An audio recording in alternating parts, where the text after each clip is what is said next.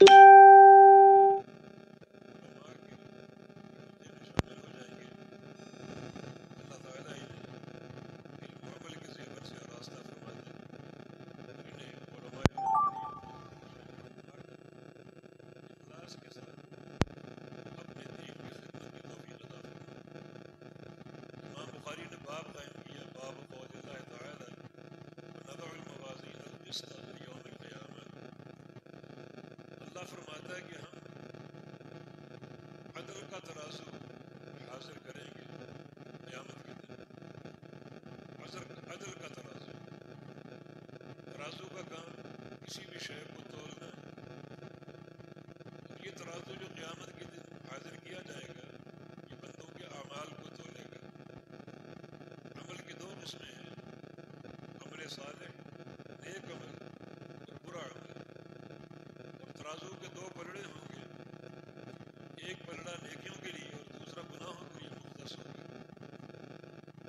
اور یہ وزن ہر انسان کے سامنے ہوگی، ہر شخص کا وزن فردن فردن ہوگا۔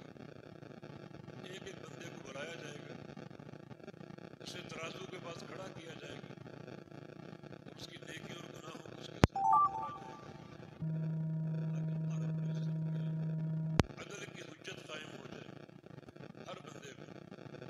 اور ہر بندہ یہ جان لے کہ اس پر ایک ذرہ کے برابر بھی ظلم نہیں ہوا۔ اپنے وزن کا خود مشاہدہ کرے گا تو خود اپنے وزن کے نتیجے کو دیکھے گا۔ بڑی ایک مہیم منزل ہے اور بڑا ہی خوفناک ٹھکانہ ہے یہ، کیونکہ یہ حساب کا آخری مرحلہ ہے۔ وزن کے نتیجے پر جنت اور جہنم کے گروہ روانہ ہوں گے، اور یہیں سے فیصلے مرتب ہوں گے کہ جنتی کون اور جہنمی کون۔ اعمال کی گنتی کا حساب آسان ہے، اس کے بہت سے مراحل ہیں۔ اللہ تعالیٰ ہر بندے کے عمل کو گنے گا، فرشتوں کے صحیفوں کو سامنے رکھ کر، تاکہ اس حساب سے بھی بندے پر حجت قائم ہو عدل کی۔ پھر اللہ تعالیٰ ہر انسان کی زبان پر مہر لگا دے گا، اور اعضاء بولیں گے کہ اس بندے نے ان اعضاء کے ذریعے کیا کیا کام کیا۔ آنکھیں بولیں گی، کان بولیں گے، ہاتھ اور پاؤں گواہی دیں گے، یہ بندے کے اعضاء تھے اور اس بندے نے ان اعضاء کے ذریعے کیا کچھ کیا۔ پھر زمین بولے گی، یومئذ تحدث اخبارها، کیونکہ زمین ہر انسان کی رازدان ہے۔ ہر انسان نے جو کچھ کیا زمین کی پشت پر کھڑے ہو کر کیا۔ زمین ایک ایک عمل کا مشاہدہ کر چکی ہے، اور اللہ تعالیٰ زمین سے بلوائے گا اس بندے کا کیا کردار ہے، کیا اس کی حرکتیں تھیں، رات کی، دن کی، خلوت اور جلوت کی، یہ زمین بھی گواہی دے گی۔ اس کے علاوہ قیامت کے دن ہر انسان پر دو فرشتے مامور ہوں گے، وجاءت کل نفس معها سائق و شہید۔ ہر شخص آئے گا، اس پر دو فرشتے مامور ہوں گے، ایک فرشتہ سائق ہے اور دوسرا شہید ہے۔ سائق کا کام ہانکنے والا، بندے کو چھوڑے گا نہیں، اس کو ہانکتا ہوا لے جائے گا اور اللہ کے سامنے کھڑا کر دے گا۔ اور شہید کا معنی اس بندے کے اعمال کی گواہی دینے والا۔ جب اس کو لے جایا جائے گا تو شہید فرشتہ اس کے ایک ایک عمل کی گواہی دے گا، یہ انسان جو جا رہا ہے کیا اس کا عمل تھا اور کیا اس کا کردار تھا۔ آج اگر ہم اپنے آپ کو چھپانے میں کامیاب ہو جاتے ہیں، اپنی دولت کی بنا پر یا کسی عہدے کی بنا پر یا کسی اور شہرت اور فن کی بنا پر بھرم قائم رہ جاتے ہیں، تو قیامت کے روز یہ سارے بھرم ٹوٹ جائیں گے۔ جب علی مشہد الخلائق پوری دنیا سنے گی اور فرشتہ اس کے اعمال کی گواہی دے گا، یہ انسان کیسا تھا، کیا اس کا کردار تھا، تو اس دن تمام بھرم ٹوٹ جائیں گے۔ یہ سارا حساب انسان کے اعمال کی گنتی کا، اعمال گنے جائیں گے، نمازیں گنی جائیں گی، روزے گنے جائیں گے، زکوٰۃ کے ایک ایک پیسے پیسے کا حساب گنا جائے گا. ان تمام مراحل سے فارغ ہو کر اللہ تعالیٰ فرمائے گا اب ان سارے اعمال کو تولو اور وزن کرو. یہ مرحلہ اس آیت کریمہ میں مذکور ہے. وَنَضَعُ الْمَوَازِينَ الْقِسْطَ، ہم عدل کا ترازو قائم کریں گے جب تمام اولین و آخرین جمع ہو جائیں گے میدان محشر میں. تو اس ترازو کو لا کر گاڑ دیں گے. یہ دنیا کا ترازو نہیں ہے. اس ترازو کو اپنی دنیا کے ترازو پر قیاس مت کیجیے. آخرت کا ترازو ہے اتنا بڑا اور وسیع کہ اس کے ایک پلڑے میں 7 آسمان اور 7 زمینیں سما جائیں اور ساری مخلوقات ایک پلڑے میں سما جائیں. اتنا بڑا یہ میزان ہے، بڑا ہیبتناک اور خوفناک. حالانکہ میزان ایک ہے مگر اللہ رب العزت نے اس کا ذکر جمع کے صیغے کے ساتھ کیا. وَنَضَعُ الْمَوَازِينَ فَأَمَّا مَنْ ثَقُلَتْ مَوَازِينُهُ، یہ موازین میزان کی جمع ہے. جمع میں تعدد کا معنی ہوتا ہے، 2 سے زائد. لیکن یہ تو میزان تو ایک ہی ہے، تو جمع کا صیغہ کیوں؟ یہ جمع برائے تفخیم ہے، اس میزان کی تعظیم کے لیے، اس کی تفخیم کے لیے. یہ چھوٹا میزان نہیں، چھوٹا ترازو نہیں ہے، اتنا بڑا ترازو ہے. اتنا کٹھن یہ مرحلہ ہے کہ اس کو جمع کے صیغے کے ساتھ ذکر کیا. جیسے سارے انبیاء و مرسلین میں نوح علیہ السلام اللہ کے وہ نبی ہیں جنہوں نے 950 سال تک توحید کی دعوت دی. ان کا ذکر بھی جمع کے صیغے کے ساتھ قرآن میں آیا، جمع کے صیغے کے ساتھ. یعنی کذبت قوم نوح المرسلین، قوم نوح نے تکذیب کی مرسلین کی. مرسلین مرسل کی جمع ہے، حالانکہ نوح علیہ السلام ایک ہی نبی تھے. تو جمع کے صیغے سے ذکر کیا ان کی تفہیم اور تعلیم کے لیے. ان کا دعوت کا دورانیہ 50-60 سال یا 100 سال پر محدود نہیں تھا. 50 سال توحید کے کٹھن حالات، لوگ مان کے نہیں دیتے تھے. تقریباً 80 لوگوں نے ان کی دعوت کو قبول کیا. اگر اس کو 950 سالوں پر تقسیم کیا جائے تو ایک سال میں یا ایک صدی میں کتنے لوگ بنتے ہیں. لیکن اس کے باوجود صبر کیا. قوم نے سوشل بائیکاٹ کیا، مقاطع کیا، تکلیفیں دی، اذیتیں دی، سب کچھ برداشت کیا اللہ کی توحید کے لیے. نوح علیہ السلام واقعی سلام کے مستحق ہیں. اس لیے ان کا ذکر جمع کے صیغے کے ساتھ ہوا کہ یہ ایک عظیم نبی ہیں جنہوں نے 950 سال تک توحید کی خدمت کی. اس طرح میزان ترازو ایک ہی ہے مگر جمع کا صیغہ ہمیں بہت کچھ فکر کی اور سوچنے کی دعوت دیتا ہے. یہ بڑا ہی مہم مرحلہ، بڑا مہم مقام ہے. الترغیب و ترہیب میں ایک حدیث امام منذری لائے ہیں، شیخ البانی نے اس کو صحیح کہا ہے. نبی علیہ السلام کے خادم انس بن مالک رضی اللہ عنہ آپ کی خدمت میں حاضر ہوئے بڑی ایک سوچ و بچار کے بعد.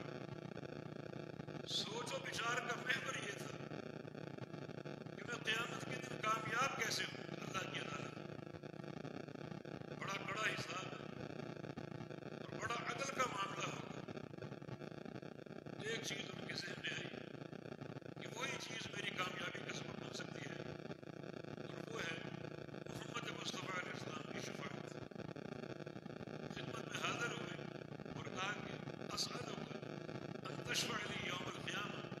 یا رسول اللہ، میری یہ خواہش ہے کہ قیامت کے دن میری شفاعت فرما دیجیے.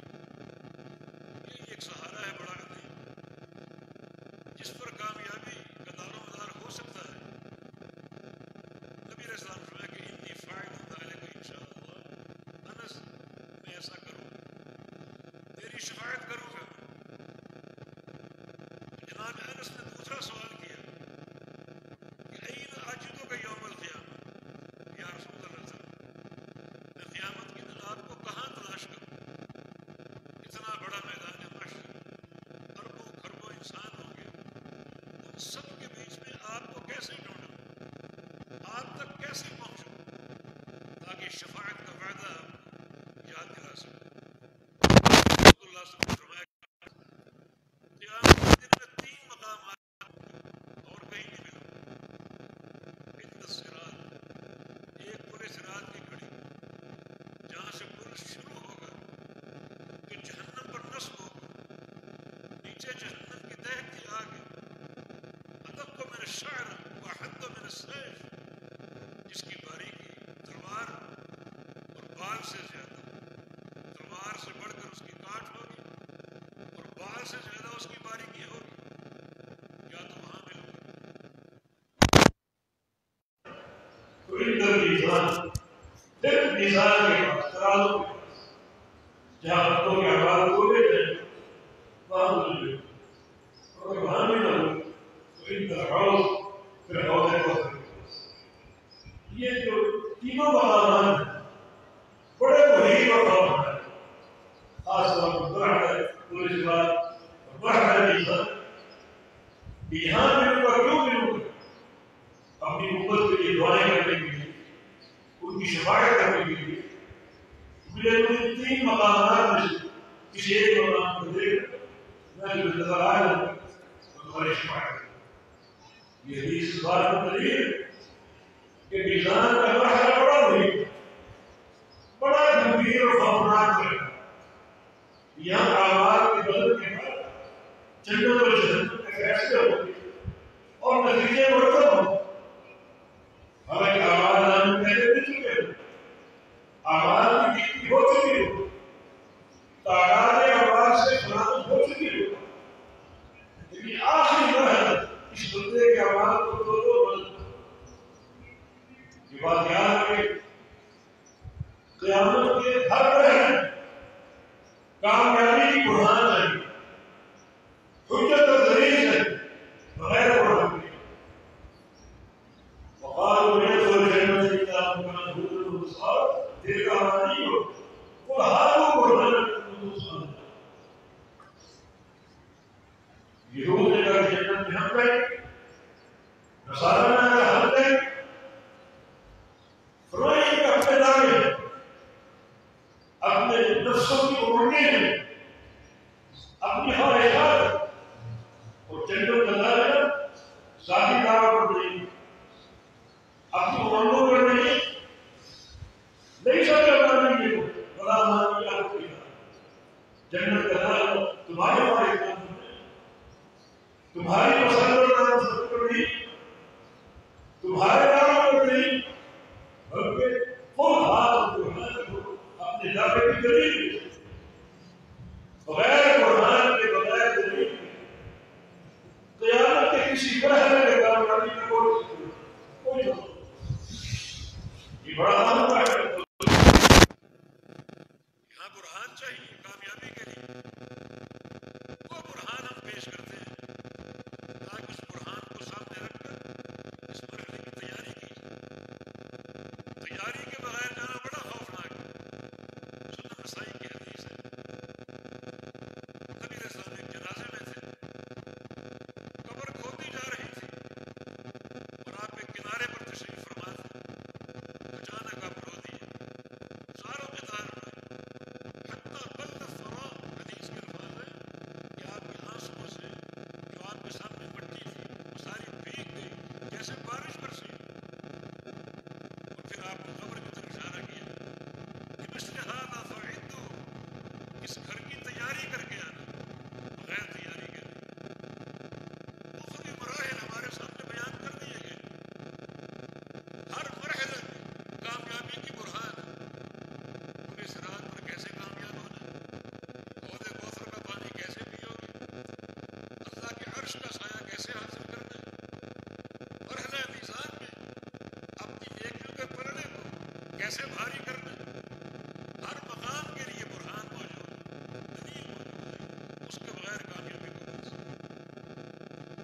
یہ مرحلہ میزان جو ہے یہاں کامیابی کی 2 برہانیں ہیں، 2 حجتیں اور 2 دلیلیں. ایک برہان ظاہری ہے اور ایک برہان باطنی ہے. ایک برہان کا تعلق ظاہر سے ہے اور ایک برہان کا تعلق باطن سے ہے. دونوں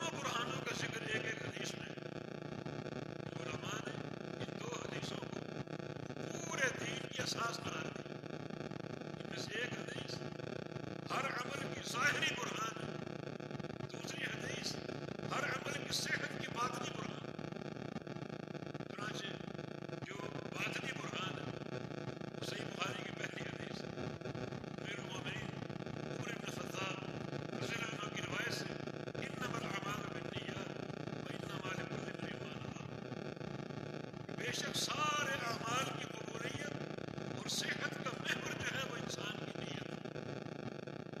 یہ بات نوٹ کرو، مرحلہ نظام میں کامیابی نیت پر موقوف، عمل کی تعداد پر نہیں. کہ ٹھیک عمل کی گنتی ہوگی مگر یہ مکمل حساب نہیں ہے. مکمل حساب عمل کو توڑ کر لیا جائے گا. اور وہاں وزن کی کامیابی جو ہے اس کی باطنی برہان بندے کی نیت ہے. بہت یہ بڑا مرحلہ نیت کے امتحان میں کون کامیاب ہو؟ ہم لوگ ریاکاری کے مدد، اپنی شہرت کے بھوکے، نمود و نمائش کا طلبگار، ظاہری حسن کو دیکھتے ہیں، نیت کو کون دیکھتا ہے، کون جانتا ہے؟ یہ تو وقت کی عمل ہے، اس کی کوئی پرواہ نہیں. نیت جو بھی اس عمل کا ظاہر لوگوں کو نظر آنا چاہیے، چمک دمک ہو، نمود و نمائش ہو، دنیا داغ اور تحسین کے ٹھوکرے برسائے. یہ ہمارا سب کچھ ہے. افلا يعلم اذا بعثر ما في القبور وحصل ما في الصدور. انسان جانتا نہیں جب قبر سے اٹھایا جائے گا اور اس کے سینے کے راز کو نکالا جائے گا. وہ سینے کے راز جو آج مخفی کوئی نہیں دیکھتا، کوئی نہیں جانتا. آپ جانتے ہیں اور رب کائنات جانتا، کوئی نہیں دیکھتا. لیکن قیامت کے دن یہ راز نکال کر سب کے سامنے لائے جائیں گے. پھر کیا ہوگا؟ جناب یہ بندہ اس نے 10 حج کر رکھے، 10 حج. پھر اب اندر سے اس کا راز نکالو کہ حج اس نے کس نیت سے کی؟ اللہ کی رضا کے لیے، اخلاص کی بنیاد پر، یا ریاکاری، دکھاوا، نمود و نمائش؟ یہ بندہ نمازی تھا، ٹھیک ہے، لیکن نمازوں میں نیت کیا تھی اس کی؟ اخلاص یا ریاکاری؟ یہ بندہ تہجد گزار تھا، اس نے بڑے صدقات دیے، یتیم خانے بنوا دیے، مدارس تعمیر کر دیے، مساجد کھڑی کر دی، علماء کی سرپرستی کی، ٹھیک ہے، لیکن نیت حاضر کرو. اللہ کے بندو، ہر عمل کی نیت کو پرکھا جائے گا، نیت کو نکالا جائے گا. آج ہمارا یہ عمل، ہم یہاں پر جمع ہیں، ظاہر کام بہت عمدہ ہے، درس و تدریس کا، علم لینے کا، علم دینے کا، مگر یہ مجلس قیامت کے دن ظاہر ہوگی، پیش کی جائے گی. اس مجلس کے ایک ایک شریک کی نیت کو نکالا جائے گا. کس نیت ہے شریک؟ یہ قدیم محدث یزید ابن ابی حبیب اپنے گھر میں تشریف فرما تھے. بار دستک ہوئی، دروازہ کھولا، دیکھ کر حیران ہو گئے. دروازے پر کون کھڑا؟ اپنے وقت کا عظیم محدث سفیان ثوری رحمہ اللہ. استقبال کیا، مرحبا، اندر لائے. کیسے آنا ہوا؟ سفیان نے کہا حدثنی، مجھے حدیثیں سنائی، آپ سے حدیث کا سماع کرنے آئے، آپ کی سند دینے آئے. یزید خاموش ہو گیا، حدیث نہیں سنا. سفیان نے پھر مطالبہ کیا، حدثنی، حدیث سنائی، پھر خاموش ہو. 2-3 بار مطالبہ کیا. بالآخر یزید بولے کہ لا حتی تجیء النیت، نہیں، پہلے میری نیت درست ہونے دو. تمہیں دیکھ کر تمہارے اس مطالبے پر شیطان نے نیت میں فطور پیدا کر دیا. یزید تم کتنے بڑے محدث، سفیان کیسا عالم، سفیان کیسا وقت کا ستون، تمہارے علم کا محتاج، چل کر تمہارے گھر آئے، تم سے حدیث کے سماع کے لیے، تم کتنے بڑے محدث. شیطان نے یہ وار کر دیا. میں شیطان کے حملے کو روک رہا ہوں، مجاہدہ کر رہا ہوں. المجاہد من جاہد نفسہ، نیت کی فطور کو ختم کرنے کی کوشش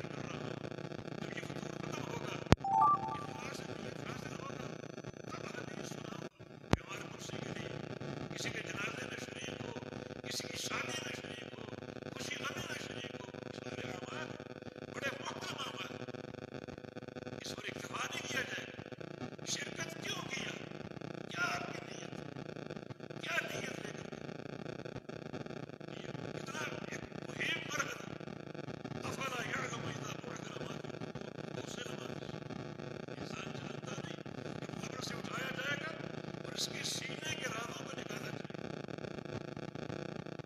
یوم تبلی السرائر، سورہ طارق کا مضمون.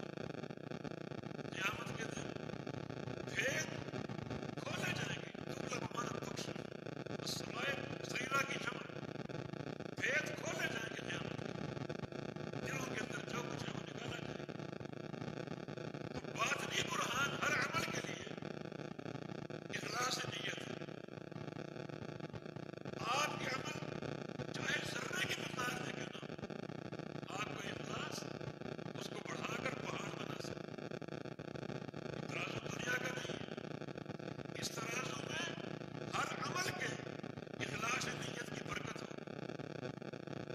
من تصدق بصدقۃ من کسب طیب، ایک بندے نے ایک کھجور خرچ کی حلال کمائی سے، حرام سے نہیں، حلال کمائی سے ایک کھجور خرچ کی.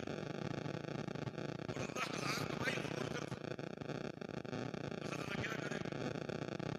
بندے نے اخلاص کے ساتھ خرچ کیا، اخلاص نیت کے ساتھ.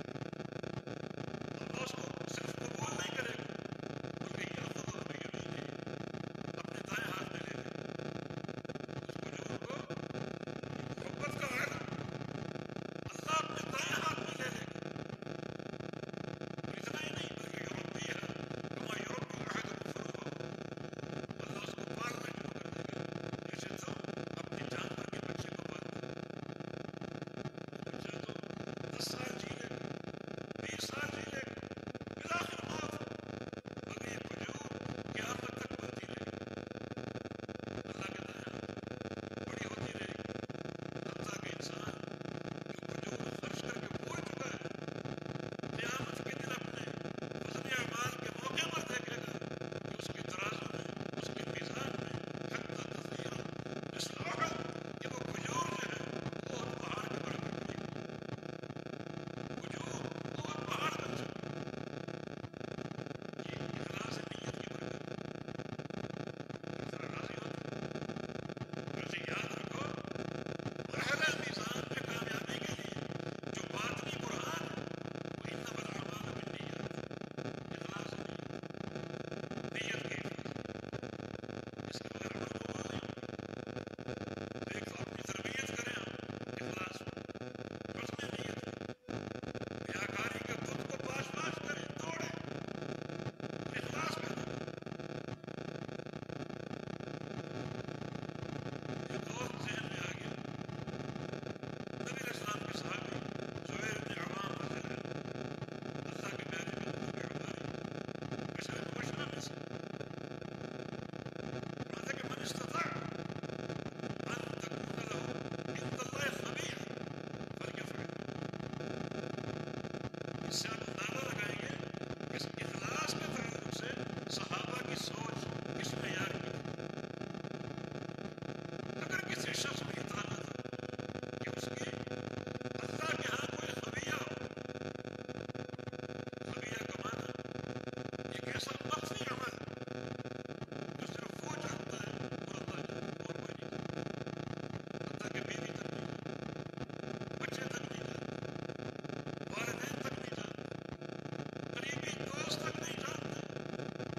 اس عمل کا علم اللہ کو ہے، یہ بندے کو ایسا کرنا. اخلاص کی انتہا ہے.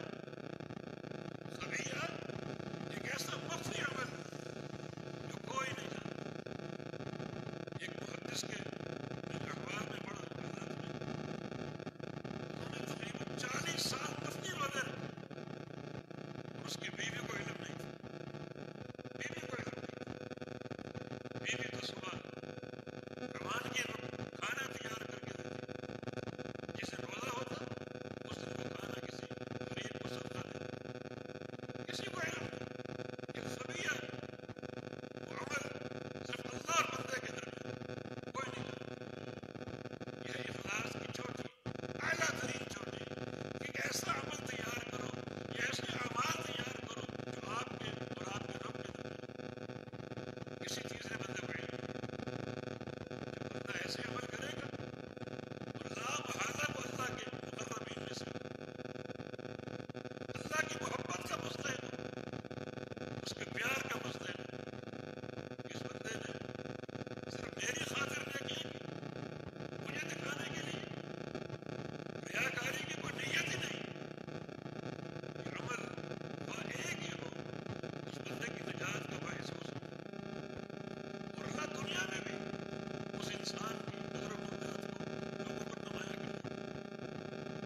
بلال حبشی رضی اللہ عنہ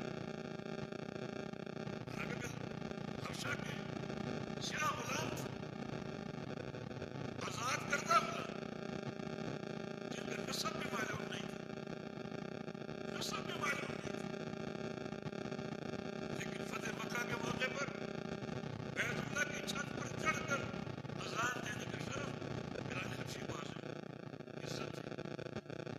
ان کی عزت کی ایک دلیل اور سن لیجیے، امام احمد رحمۃ اللہ کی حدیث ہے، ایک بار نبی علیہ السلام بلال سے کہا، بلال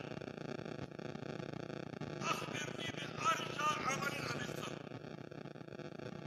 یہ بتاؤ سب سے اچھا عمل کون سا کرتے؟ سب سے اچھا عمل تم کون سا کرتے جو زیادہ امید افزا ہو اللہ کی رضا اور اس کی محبتیں سمیٹنے کے لیے؟ کون سا عمل کرتے؟ مانا وہ عمل اللہ کے نبی کو بھی معلوم نہیں تھا، ایک مخفی راز جو اللہ کے نبی نے پوچھا تو بتانا پڑا۔ عرض کیا کہ یا رسول اللہ صلی اللہ علیہ وسلم، اچھا یہ بات کیوں پوچھی آپ نے کہ اپنا سب سے اچھا عمل بتاؤ مجھے؟ اس لیے کہ انی سمعت خشبۃ علیک فی الجنہ، میں نے جنت میں تمہارے قدموں کی آہٹ سنی، تم چلتے زمین پر اور تمہارے قدموں کی دمک جنت میں پہنچتی۔ کیا عمل کرتے ہو؟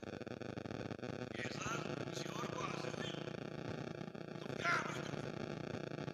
جناب بلال نے انکشاف کیا، یا رسول اللہ کہ رات کی گھڑی ہو، دن کی گھڑی ہو، میں جب بھی بے وضو ہوا میں نے فوراً وضو کر لیا، ہمیشہ وضو قائم رکھا، اور جب بھی وضو کیا تو اس وضو سے اللہ کی رضا کے لیے کچھ نہ کچھ نفل ضرور پڑھا، 2 پڑھی، 4 پڑھی، 6 پڑھی، جو اللہ تعالیٰ، یہ میرا عمل ہے، جس پر کسی کو اطلاع نہیں تھی، اللہ کی رضا کے لیے۔ اللہ تعالیٰ نے دنیا میں عزت وعدے کی، بیت اللہ کی چھت پر کھڑے ہو کر اذان کا شرف حاصل ہوا، تو بلال حبشی کا پیغام مقام بھی لوگوں نے سنا کہ بلال وہ شخصیت ہے چلتے زمین پر ہے اور قدموں کی آہٹ جنت میں سنائی دیتی۔ بلکہ ایک حدیث کے الفاظ میں، یا بلال بما سبقتنی الی الجنہ، بلال تم جنت میں میرے آگے آگے کیسے؟ جب میں نے جنت کو دیکھا تم میرے آگے آگے تھے۔ یہ اللہ تعالیٰ نے جب بھی مجھے جنت دکھائی، خواب میں دکھائی، تم میرے آگے آگے تھے، تم اس طرح سبقت کیسے لے گئے؟ میرے آگے آگے کیسے؟ تو یہ ان کا عمل اللہ کی رضا کے لیے چھپا کر کرنے والا، کہ جب بھی بے وضو ہوا، رات ہو دن ہو، فوراً وضو کر لیا، ہمیشہ وضو قائم رکھا، اور جب بھی وضو کیا اللہ کی رضا کے لیے 2 نفل 4 نفل ضرور پڑھا۔ سبقت کا معنی یہ نہیں ہے کہ بلال حبشی اللہ کے پیغمبر سے افضل ہو کہ آپ سے آگے آگے جنت میں داخل ہو، آپ سے پہلے داخل ہو۔ اس حدیث کا معنی ابن قیم نے بیان کیا رحمہ اللہ کہ آگے آگے چلنا نبی علیہ السلام کے یہ بطور پروٹوکول تھا، جسے دنیا میں بادشاہ نکلتے ہیں، وزیر اعظم نکلتا ہے اور آگے 1-2 گاڑیاں ہوتی ہیں، اس کو پروٹوکول دیتے ہیں۔ شرف کی بات ہے یہ، اللہ تعالیٰ نے اس پروٹوکول کے لیے جنت میں اللہ کے پیغمبر جب بھی نکلیں گے بلال آپ سے آگے ہوگا اور آپ کو پروٹوکول فراہم کرے گا۔ یہ بھی ایک وقار ہے حاکم کا، یہ بادشاہ کا، یہ اللہ کے نبی کی عزت کا باعث ہوگا، ان کے وقار اور ہیبت کا باعث ہوگا کہ آگے آگے چلیں۔ پھر وہ سوال اٹھاتے ہیں کہ اس شرف کے لیے ابو بکر صدیق کیوں نہ، عمر ابن خطاب کیوں نہ؟ اس کا جواب دیتے ہیں کہ دراصل بلال حبشی کو ایک عمل میں تمام صحابہ پر سبقت کا شرف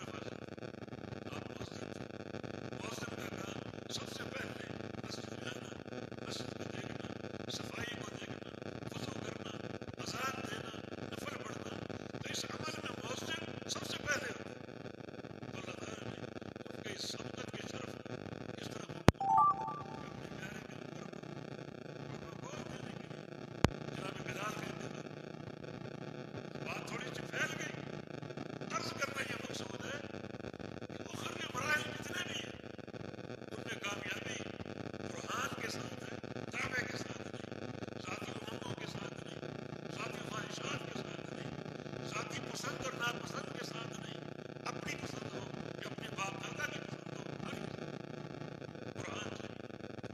قرآن صرف کتاب و سنت، چنانچہ جو پہلی باطنی قرآن مرحلہ نظام میں کامیابی کے لیے وہ اخلاص نیت، جو عمل ریاکاری کی بنیاد پر ہے، چاہے وہ پہاڑ کی چوٹی کی طرح کیوں نہ ہو، اس کی قیمت ایک ذرے کے برابر بھی نہیں۔ ان اناس من امتی یاتون یوم القیامہ باعمال کامثال جبال تہامہ یجعلها اللہ هباء منثورا۔ اور تو کہ میری امت کے کچھ لوگ قیامت کے دن جبال تہامہ کے برابر، تہامہ ایک پہاڑی سلسلہ، یہ سب کو ہماری چلے کسی اونچے مقام پر کھڑے ہو تو آپ کو چوٹیاں نظر آئیں گی، ایک چوٹی، دوسری، تیسری، چوتھی۔ اس طرح کچھ لوگ قیامت کے دن آئیں گے اپنی نیکیاں لے کر، لگے گا کہ تہامہ پہاڑوں کا سلسلہ کھڑا ہے، ان کی نیکیوں کتنی اللہ تعالیٰ ان ساری نیکیوں کو ذرے بنا کر پکڑے کسی کا، حالانکہ پہاڑ جیسے عمل اگر میزان میں ڈالے جائیں بڑے بوجھ ہوں، میزان کو بھاری کر دیں گے، مگر اس کے عمل ذرے بن کر بکھر جائیں گے، کسی نیکی کا وزن نہیں ہوگا۔ صحیح بخاری میں نبی اسلام کی حدیث ہے، رب سمیل ما یضر عند اللہ جناح، بہت سے بھاری بھرکم لوگ، بغاور لوگ قیامت کے دن آئیں گے اپنے اعمال سمیت، اللہ انہیں ان کے اعمال سمیت ترازو میں ڈال دے گا، تو کیا وزن ان کا ان کے اعمال سے وزن ایک مچھر کے پر کے برابر بھی نہیں، نیکیاں بہت ہوگی اور اخلاص سے خالی، ریاکاری کی بنیاد ذرے بن کر بکھر جائیں گے اور کوئی نیکی کام نہ آئے گی۔ یہ ہے ہر عمل کی صحت کی باطنی برآمد، کہ اخلاص کا تعلق انسان کے دل سے ہے، انسان کے باطن سے۔ یہاں اگر کامیابی چاہیے تو نیت کو پرکھو، کبھی نیت کو تنہا نہ چھوڑو، ہمیشہ اس کو نظر میں رکھو، نگاہ میں رکھو، چیک کرتے رہو۔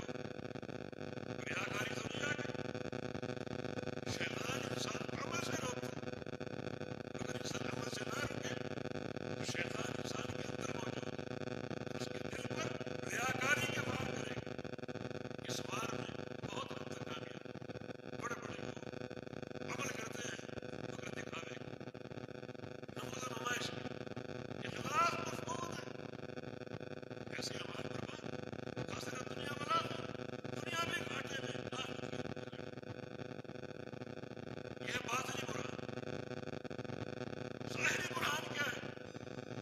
وہ بھی نبی اسلام کی ایک حدیث ہے، صحیح مسلم کے الفاظ ہیں، من عمل عملا لیس علیہ امرنا فہو رد۔ یہ ظاہری قرآن، جس شخص نے کوئی عمل کیا، اللہ کے نبی فرمایا جس شخص نے کوئی نیکی کی، اس نیکی پر ہمارا ٹھپا نہیں، کس کا؟ محمد مصطفیٰ، ہماری مہر نہیں، اس نیکی کو میری تصدیق حاصل نہیں، فہو رد وہ مردود، فہو رد وہ مردود۔ وہ زمین اس کے دو مرجع، ایک من یہ عمل کرنے والا، دوسرا عمل، عمل بھی مردود ہے، عمل کرنے والا بھی مردود ہے، اگر اس کے عمل پر ہماری تصدیق موجود، ہمارا ٹھپا موجود ہو۔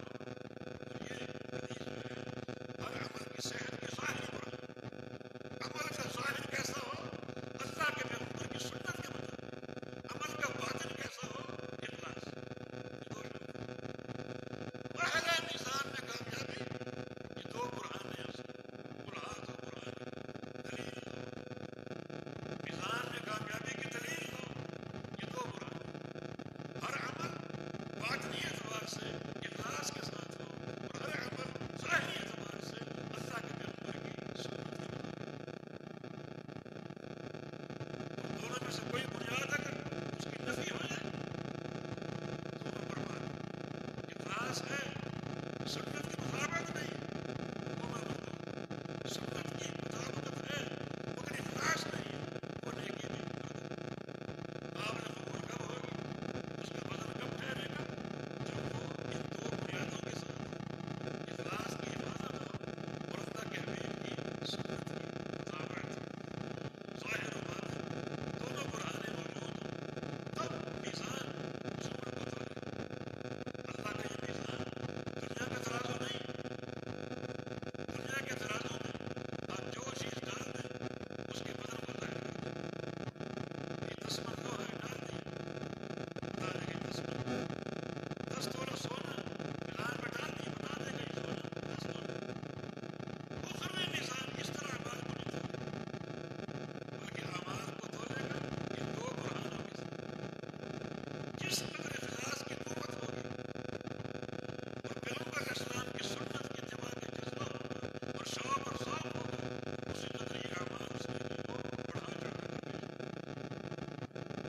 ایک ذرے کی نیکی پہاڑ میں یہ کھجور کی مثال ہے. بندے نے کھجور فرض کی بھول گیا، اپنے میزان میں دیکھے گا وہ کھجور بہت پہاڑ بن چکا.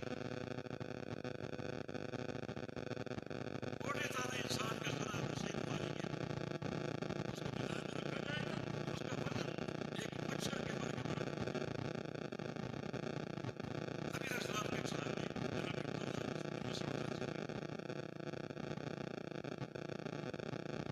عنہ ظاہر اور نحیف انسان تھے، اور صحابہ کرام اتفاق صاحب کو من دقت صحابہ ان کی پیڑیاں دیکھ کر ہنس پڑے. اللہ کے نبی نے پوچھا مما تضحکون، تم کس چیز میں ہنس رہے ہو؟ عرض کیا جی عبداللہ کی اپنی ٹانگوں کو دیکھ.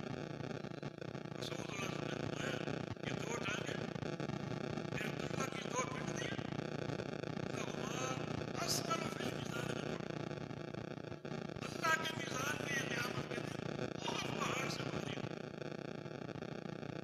وزن کہاں سے آئے گا؟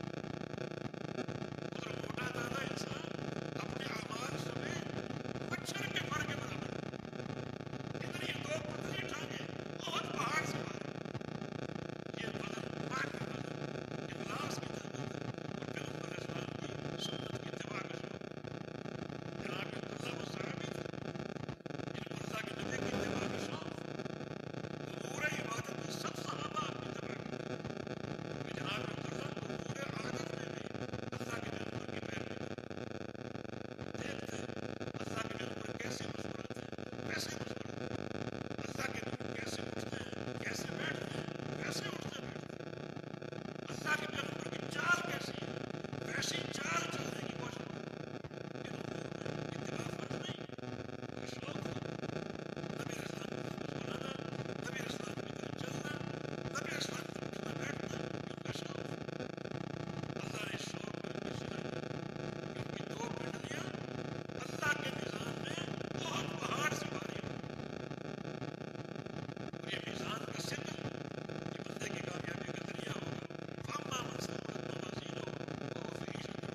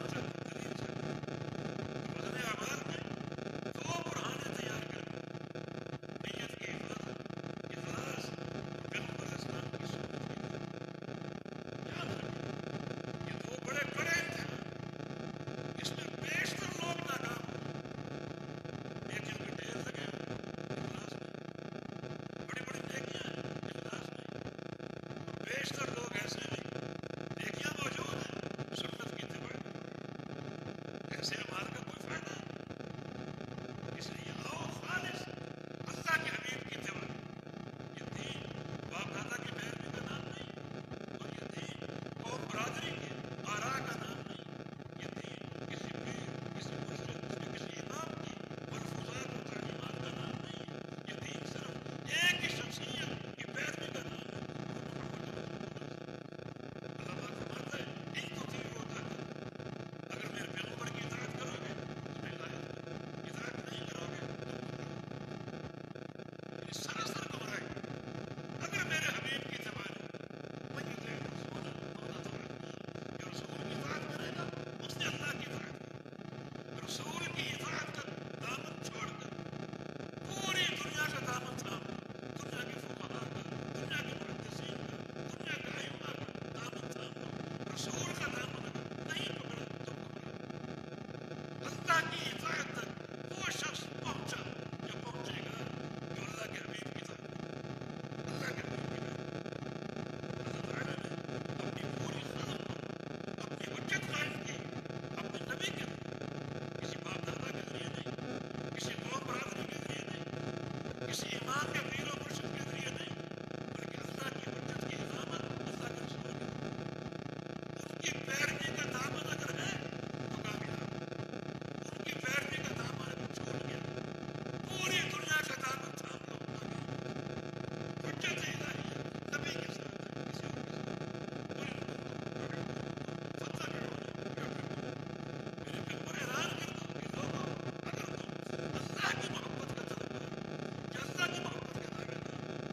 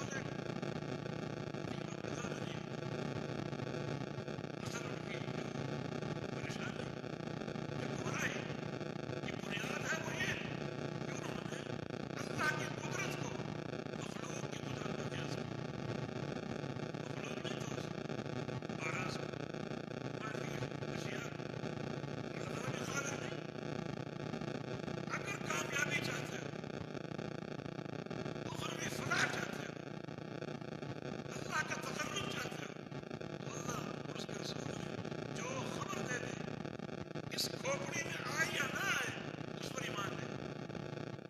یہ ایمان کی شان ہے، اس کی تصدیق.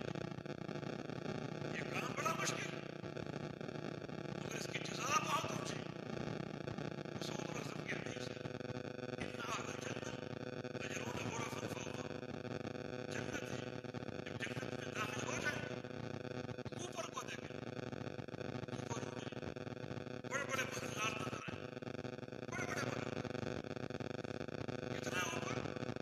جتنا آج زمین والے آسمان کے ستاروں کو دیکھتے ہیں.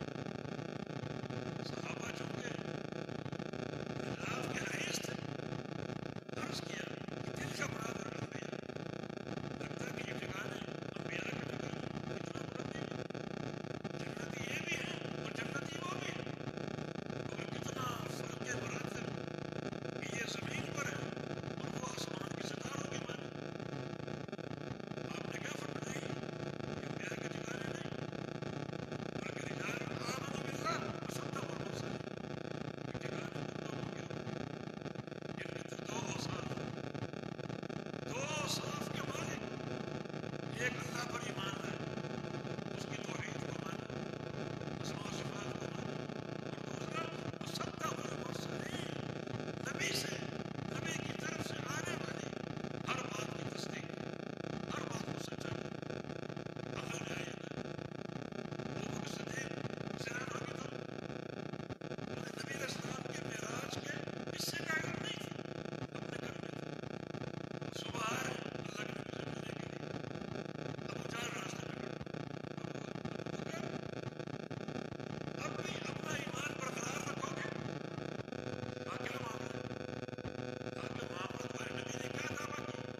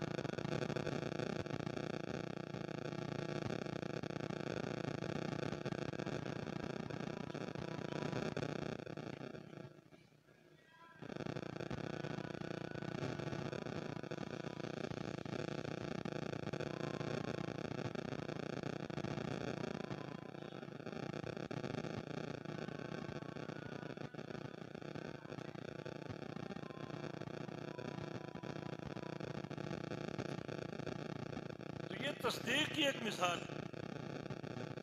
ابو بکر رات بھر نبی نے دعویٰ کیا ہے کہ وہ مسجد حرام سے مسجد اقصیٰ تک گیا اور وہاں سے آسمانوں تک اور واپس بھی لوٹ آیا. کہا میرے نبی نے یہ فرمایا؟ ہاں فرمایا. اس کا یہ دعویٰ.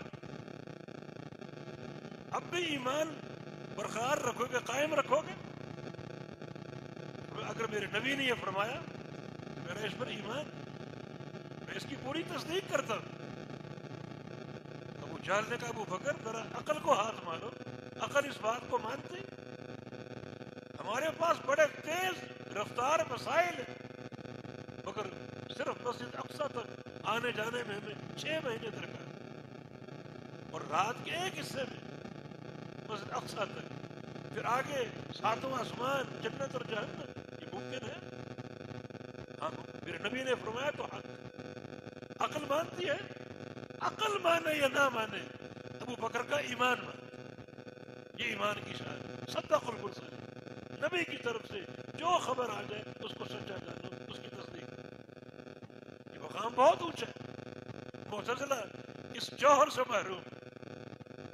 وہ کہتے ہیں کہ عقل نہیں مانتی کہ ترازو اعراض کو تولے، ایسی چیزوں کو جن کا جسم نہیں. نہ نماز ایک معنوی سے ہے، آراز میں سے ہے، جسم اس کو اٹھاتا ہے، سہارا دیتا ہے، تب وہ قائم ہوتی ہے۔ تو ان آراز کو ترازو کیسے تول سکتا ہے؟ عقل میں یہ بات نہیں ہے۔ اپنی اس بیمار عقل سے انہوں نے شرعی حقائق کو پرکھنے کی کوشش کی، جو گمراہی کی بنیاد ہے۔ اصل بات یہ کہ شریعت جو کچھ کہتے اس کو قبول کرو، ما آتاکم الرسول فخذوہ وما نہاکم عنہ فانتہوا، جو رسول دے دے اس کو قبول کرو، اس کو لے لو، پکڑ لو، اس پر ایمان لے آؤ، اور جس چیز سے رسول روکے اس سے بات آ جائے۔ اگر تصدیق کا یہ عالم ہے تو انتہائی وہ مستحسن اور بندہ قابل تعریف ہے۔ شریعت نے جو پہلی تعریف، پہلا فصل متقین کا کیا وہ کیا ہے؟ الذین یؤمنون بالغیب، بن دیکھے ایمان لانے والے، بن دیکھے ایمان لانے والے، جن کا ایمان اللہ اور اس کے رسول کی طرف سے سماع پر موقوف ہے، اللہ تعالیٰ کی وحی پر موقوف ہے۔ وحی الہی نے جو کچھ بتا دیا اس کو قبول کر لیا، عقل میں آئی یا نہ آئے، ذہن قبول کرے یا نہ کرے، مگر ایمان کی اشارہ ہونی چاہیے کہ ایمان اس کو فوراً قبول کرے، کسی تردد کے بغیر، کسی تحمل کے بغیر۔ یہ بڑا قابل تعریف ایمان۔ پیارے پیغمبر نے اپنی عمر کے آخری حصے میں کیا فرمایا تھا؟ چند دن قبل پہلے احد کے قبرستان گئے، شہداء احد، ان کے لیے دعا کی۔ صحابہ کہتے ہیں کہ یہ گویا آپ نے فوج شدگان کو الوداع کر، پھر منبر قائم کر کے صحابہ کو درس دیا، یہ الوداع زندہ لوگوں کو۔ اور پھر آپ نے کیا فرمایا؟ نود ان نرا اخواننا، آج ہماری یہ خواہش ہے کہ کاش ہم اپنے بھائیوں کو دیکھیں، اپنے بھائیوں کو۔ صحیح مسلم کے الفاظ، صحابہ نے کہا لسنا اخوان کے یا رسول اللہ، یا رسول اللہ ہم بھی تو آپ کے بھائی۔ فرمایا کہ انتم اصحابی، تم میرے صحابہ ہو، تمہارا درجہ اس سے اونچا ہے، بھائی تو ہو ہی ہو، لیکن ساتھ ساتھ تمہیں صحبت کا شرف حاصل، میرے بھائی بھی ہو اور صحابی بھی۔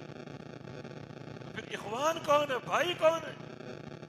فرمایا کہ یہ وہ لوگ یأتون من بعدی یؤمنون بما لم یرون، میرے بعد آئیں گے اور مجھ پر ایمان لائیں گے بن دیکھے، بن دیکھے۔ یہ بڑا قابل تعریف ایمان، ایمان بالغیب، جنت کی خبریں، جہنم کی خبریں، سابقہ اقوام کی خبریں، مستقبل کے احوال جو بیان ہوئے شریعت میں، اللہ تعالیٰ کی وحی میں، اس کو فوراً قبول کر لینا، فوراً ایمان لے آنا اور اس کی تصدیق کر دینا، یہ بڑا اعلیٰ درجے کا ایمان ہے، اونچا ایمان۔ معتزلہ عقل پرست لوگ اس جوہر سے محروم کہ آراز کو تولنا ترازو کے ذریعے ممکن نہیں۔ ترازو تولتا ہے ان چیزوں کو جن کا جسم، آراز کو نہیں تول سکتا۔ اللہ تعالیٰ کاہے بگائے اپنی حجت قائم کرتا ہے لوگوں کو، انسانوں سے ایسے ترازو بنوا دیے جنہوں نے آراز کو تول کر دکھا دی، جیسے تھرمامیٹر بخار کو تولتا ہے، اس شخص کا بخار 99 درجے کا یا 100 درجے کا، 101 یا 102، بخار عرض ہے، بخار کا کوئی جسم نہیں، انسان کا جسم بخار کو اٹھاتا ہے، لیکن ایسا ترازو بنا دیا گیا جس نے عرض کو تول کر دکھا دیا۔ گاڑی میں ایک میٹر نصب ہے جو گاڑی کی رفتار کو تولتا ہے، گاڑی اس رفتار کو اٹھاتی ہے لیکن رفتار خود عرض ہے۔ ایسا ترازو بن چکا جس نے اس عرض کو، رفتار کو تول کر دکھا دیا۔ گاڑی 100 کی رفتار سے جا رہی ہے، 120 کی رفتار سے جا رہی ہے، رفتار ایک عرض ہے، مگر انسان ایسا میزان تیار کرنے میں کامیاب ہو گیا جس نے اس عرض کو تول کر دکھا۔ اور اللہ کی قدرت کیسی ہوگی کہ اس نے خبر دے دی کہ ہم میزان قائم کریں گے اور میزان میں اعمال کو تولیں گے، اس کی خبر سچی ہے، اس پر ایمان لے۔ ایک تو تردید اس گمراہ فرقے معتزلہ، اور تردید کیسے کی؟ بس قرآن کی آیت پیش کر دی، اللہ کے نبی کی حدیث پیش کر دی، اتمام حجت کے لیے کافی۔ اہل باطل پر حجت قائم کرو قرآن کے ذریعے اور حدیث کے ذریعے، باقی اس کی بحث اس کے مناظرے اس کی طرف کوئی توجہ نہیں۔ امام مالک رحمہ اللہ کا قول کہ آپ کے سامنے کوئی بدعتی ہو، کوئی مشرک ہو، آپ سے جھگڑ نہ ہو، آپ قرآن پیش کر دیں، حدیث پیش کر دیں اور خاموشی اختیار، حجت قائم ہو چکی۔ یہ اصول امام بخاری رحمہ اللہ، انہوں نے تقریباً ہر باب میں کسی نہ کسی گمراہ فرقے کی تردید کی اور حجت کے ذریعے قرآن پیش کر دیا، حدیث پیش کر دی، اس پر اتفاق کیا۔ یہ معتزلہ میزان کا انکار کرتے اور اللہ فرما رہا ہے وَنَضَعُ الْمَوَازِينَ الْقِسْطَ لِيَوْمِ الْقِيَامَةِ، ہم قیامت کے حساب کے لیے عدل کا میزان قائم کریں گے۔ حجت قائم ہو، تم انکار کر رہے ہو اور اللہ فرما رہا ہے ہم میزان قائم کریں گے۔ آگے نبی علیہ السلام کی حدیث بھی ہے، ایک تو یہ گمراہ فرقہ، دوسرا ایک اور فرقہ جبریہ کی، جبریہ کی جو تقدیر کے منکر، تقدیر پر ایمان لانے، قدریہ تقدیر کے منکر ہیں اور جبریہ تقدیر کو مانتے ہیں۔ لیکن جبریہ تقدیر کو اس طرح مانتے ہیں کہ ہر بندے کو تقدیر کے نوشتہ کے سامنے مجبور مانتے ہیں، بندے کا کوئی اختیار نہیں۔ قدریہ تقدیر کے منکر ہیں اور جبریہ تقدیر کو مانتے ہیں، اس طرح مانتے ہیں کہ ہر بندہ تقدیر کے سامنے مجبور ہے، لہذا اگر کوئی نیکی کرے تو اس کا اس میں کوئی کمال نہیں، تقدیر میں لکھا ہوا تھا، مجبوراً وہ کر رہا ہے۔ کوئی بندہ گناہ کرے، کوئی اس کا عیب نہیں، کوئی قصور نہیں، اس کا تقدیر میں لکھا ہوا ہے، مجبور ہے، مجبوراً کر رہا ہے۔ وہ کہتے ہیں کہ انسانوں کی ساری حرکات جو ہے درختوں کے پتوں کی مانے، پتوں کا ہلنا یا نہ ہلنا مجبور ہے، مجبوری ہے، پتوں کا کوئی اختیار نہیں۔ ہوا چلتی ہے پتے ہلتے ہیں، ہوا نہ چلے پتے کھڑے ہیں۔ اس طرح ہر انسان کی جو بھی حرکت ہے نوشتہ ہے تقدیر کی بنا۔ نیکی کرنے میں انسان کو کوئی کمال نہیں ہے، اجر کا مستحق نہیں ہے، مجبوراً نیکی کرے۔ گناہ کرنے میں اس کا کوئی قصور نہیں ہے، مجبوراً گناہ کر رہے، تقدیر میں لکھا ہوا تھا۔ امام بخاری فرماتے ہیں کہ اگر انسان مجبور محض، نہ اس کو نیکی کی جزا ملے گی نہ گناہ کی سزا ملے گی، تو پھر وزن اعمال کیوں؟ پھر اللہ میزان کیوں قائم کرے گا؟ اعمال کیوں تولے گا؟ وزن اعمال اس بات کی دلیل ہے کہ جس کی نیکیاں بھاری پڑ گئی اس کو ثواب اور اجر ملے گا، اور جس کے گناہ بھاری پڑ گئے اس کو جہنم کا عذاب اور جہنم کی سزا ملے گی۔ تو نصب میزان جبریہ کا رد ہے، جبریہ اعمال میں انسان کو مجبور محض مانتا ہے، جبکہ قرآن کہتا ہے کہ اعمال کی جزا بھی ہے اور سزا بھی ہے۔ نیکیاں بھاری پڑ گئی جنت کی جزا ہے اور گناہ بھاری پڑ گئے تو جہنم کی سزا ہے۔ تو ان دو گمراہ فرقوں کی ترتیب منسوخ۔ یہ کتاب حدیث کی کتاب ہے، یہ کتاب سیرت اور تاریخ کی کتاب ہے، اور ساتھ ساتھ یہ کتاب عظیم کتاب گمراہ فرقوں کی تردید کی کتاب ہے۔ ہر باب میں کسی نہ کسی گمراہی کی تفریح ہے اور کسی نہ کسی باطل فرقے کا رد ہے، اور یہ قیامت تک کے لیے حجت ہے۔ امام بخاری ایسا کام کر گئے جو قیامت تک انسانوں کے کام آئے۔ اللہ تعالیٰ کی حکمت ہے اور اس کی مشیت ہے کہ اللہ تعالیٰ نے امام بخاری سے یہ کام لیا اور اس میں تمام چیزیں جن کا بندہ محتاج ہے اس کو پورا کروا دیا۔ اللہ کی خلق پر یہ حجت ہے، امام بخاری خود فرما گئے اجازت ہو حجت مبینی مبین اللہ۔ اس کتاب کو میں نے اپنے اور اپنے رب کے درمیان اپنی خلق پر، اللہ کی مخلوق پر حجت بنا کر پیش کیا۔ ہر چیز سے موجود، ہر چیز موجود۔ یہ مقصود امام بخاری رحمہ اللہ کا جو قرآن کی آیت سے ان دو گمراہ فرقوں کی تردید کی، اور آگے فرمایا کہ وَأَنَّ أَعْمَالَ بَنِي آدَمَ وَقَوْلَهُمْ يُوزَنُ، بنو آدم کے اعمال بھی تولے جائیں گے اور ان کا قول بھی۔ اعمال کا تعلق انسان کے اعضاء سے، ہاتھوں سے، پاؤں سے، آنکھوں اور کانوں وغیرہ سے۔ پھر اعمال کی دو قسمیں، اعمال ظاہرہ جو انسان ظاہری اعضاء سے کرتا ہے، اور اعمال باطنہ یہ اعمال قلبی. تو اعمال قلبی بھی تولے جائیں گے، اعمال ظاہری بھی تولے جائیں گے، اور ساتھ ساتھ قول بھی. قول سے مراد کیا ہے؟ جو زبان سے باتیں ہوتی ہیں، زبان سے ہر بات تولی جائے گی. کسی کی غیبت کی وہ تولی جائے گی، چغلی اور نمیمہ کیا وہ تولا جائے گا، جھوٹ بولا وہ تولا جائے گا، جھوٹی گواہی دی وہ تولا جائے گا. اور اس کے برعکس اگر زبان سے اللہ کا ذکر کیا وہ تولا جائے گا. لیکن اصل مقصود یہ ہے کہ قرآن کی تلاوت کی اسے بھی تولا جائے گا. امام بخاری کا اصل حدیث، اس دور میں ایک فتنے میں امام بخاری کو ملوث کیا گیا، فتنے میں، تاکہ عام لوگ آپ کی بات کو نہ سمجھتے ہوئے آپ کے خلاف ہو جائے. گھما کر ایک سوال کیا گیا کہ ماں تقول فی لفظ کا بالقرآن. اور ماں جانتے ہیں اس سوال سے کیا مراد.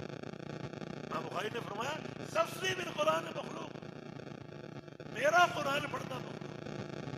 قرآن کلام اللہ کی صفت، لیکن جب میں پڑھوں گا تو میرا عمل ہوگا وہ مخلوق. تبھی تو اس کو تولا جائے گا، اس کی مجھے جزا ملے گی، اس کا مجھے اجر ملے گا. وَأَنَّ أَعْمَالَ بَنِي آدَمَ قَوْلًا وَعَمَلًا. انسانوں کے سارے اعمال کو تولا جائے گا اور انسان کے قول کو تولا جائے گا. مانا جو بھی قول ہے وہ بندے کا عمل، اور بندے کا عمل مخلوق. امام بخاری نے اس موقف کو ثابت کرنے کے لیے ایک مستقل کتاب میں لکھی، خلق و افعال العباد، بڑی قیم کتاب ہے، قابل مطالعہ. تو قول بھی بندے کا عمل ہے.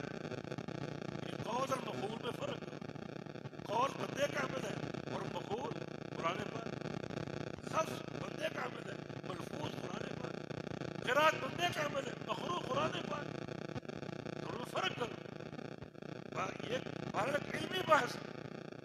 امام بخاری اسی موقف کو آخر میں لا رہے ہیں. اس سے قبل کئی ابواب امام بخاری نے قائم کیے، اسی موقف کو واضح کیا کہ قرات اور مقروء میں فرق کرو، لفظ اور ملفوظ میں فرق کرو.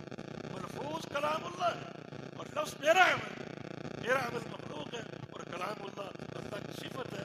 اللہ کی صفت مخلوق نہیں ہو سکتی.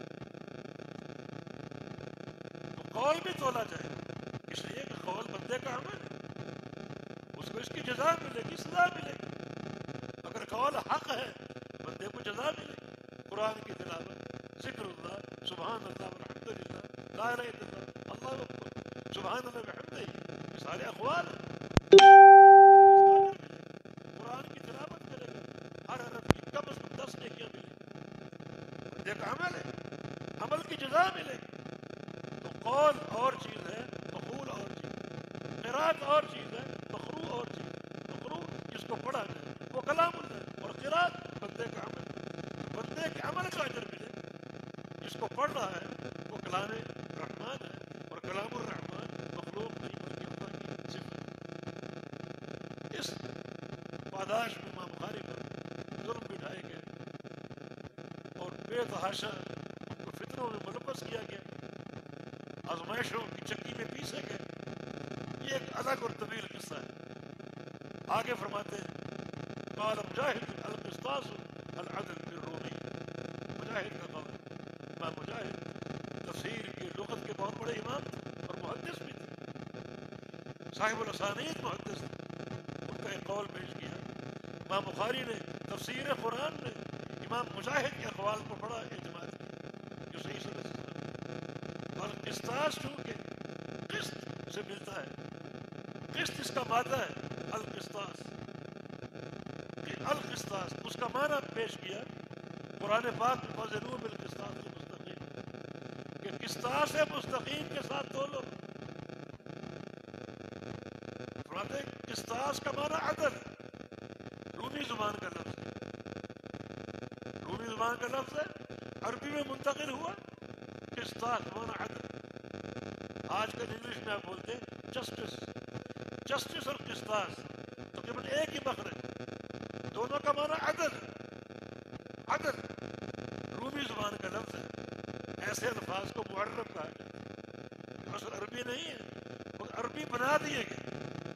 جب کسی غیر لغت کا لفظ عربی میں منتقل ہوگا اس پر عربی قواعد نافذ کر دیے جائیں. جیسے بالقسطاس المستقیم، قسطاس پر باجارہ داخل اور قسطاس مجرور، والرب اللہ میں موصوف ہے، المستقیم اس کی صفت ہے، کوئی والرب اللہ. تو عربی قواعد سارے اس پر منتقل ہوں، مجرور بھی ہے، باجارہ بھی داخل ہے، موصوف بھی ہے، والرب اللہ بھی ہے، آگے اس کی صفت بھی ہے، تو سارے قواعد اس پر منتقل ہوں. القسطاس ويقال القسط مصدر المقسط وهو العادل واما القاسط فهو الجاهل. ایک اور لغت کا مصدر، لغت کا القسط مقسط کا مصدر، القسط مقسط کا مصدر یاد رکھو، اقسط يقسط اقساطا وقسطا. مصدر ثانی ہو، مصدر اول قیاسی ہے اور مصدر ثانی سماعی ہے. باب افعال کا مصدر افعال کے بدل پر کوئی اقساط قسط، باب افعال کا قیاسی مصدر نہیں ہے، سماعی. سماعی مصدر کا مطلب ہوتا ہے کہ جس کو عرب نے بطور مصدر کے استعمال کیا ہو، ہم ان کے سماع کو مان لیں، عرب سے سماع کو مان لیں کہ عرب نے یہ بھی اس کا استعمال. دیکھ تو قسط مصدر ثانی باب افعال سے، بعض علماء نے اس کو مصدر وصف زوائد کا ہے، اصل مصدر انسان ہے، اور جو زوائد ہیں قاف سین طا کے نام ان کو حذف کر کے تو قسط اس کا مصدر وصف زوائد کے ساتھ معنی ہے. لیکن معنی میں ایک تنوع ہے. اگر اقصد اقساطا ہو تو معنی عدل کا، اور قصد قسطا ہو تو معنی الگ بات ہے کہ قاف سین طا عربی زبان کی وسعت اور تنوع آتے ہیں. معنی کا زمین آسمان کا فرق، قصد قسطا کا معنی ظلم کیا، اقصد اقساطا کا معنی عدل کیا. آپ نے پڑھا ہوگا سورۃ الملک علم سیرت، اس میں مصادر اور ابواب کی خاصیات کیا ہیں. اقصد اقساط باب افعال ثلاثی مزید، اور اس کی خاصیت اعطاء ماخذ دے دے جو کہ عدل. اقصد اعطاہ قسطہ، یہ عدل. اور قاصد باب ثلاثی مجرد، اس کی خاصیت سلب ماخذ کو چھین لے. قاصد اخذ من القسط، اخذ من القسط، قصہ اس کا نام کس نے چھین. تو قسط کو مانا ظلم، انسان کو مانا عدل. یہ لغت عربی کی وسعت، اس مقصود ایک تنبیہ کرنا ہے علماء کو، طلباء کو، کہ لغت عرب پر محنت کیجیے، لغت عرب پر محنت کیجیے. بڑی اس میں وسعت ہے.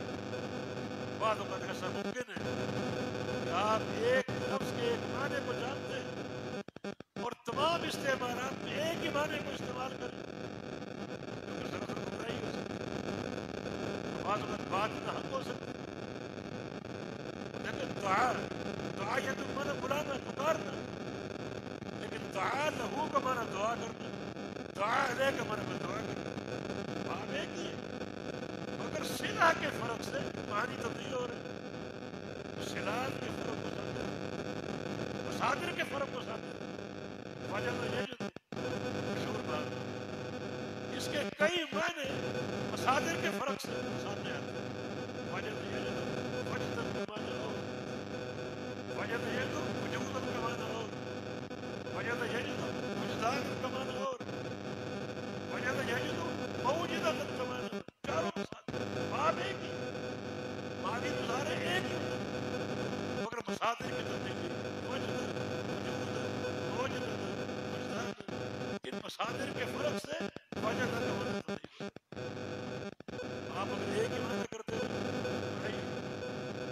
مجھے یاد ہے باقی کراچی میں ایک دوائی آج کل بھی موجود، آج کل بھی موجود ہے. وہ عورت کو مارنے کے خلاف، عورت کو نہ مارے. حالانکہ شریعت میں مارنے کی جماعت ہے، ہلکا پھلکا مار سکتے. عورت اگر نافرمانی کرے 3 مرحلے، یا تو مارو ہلکا پھلکا، ایسا نہ مارو اس کے چہرے کو تبدیل کر دو، اس کو تو ایسا نہیں. مارنے کا جواب ہے فضربوہ. اور اگر پھر بھی عورت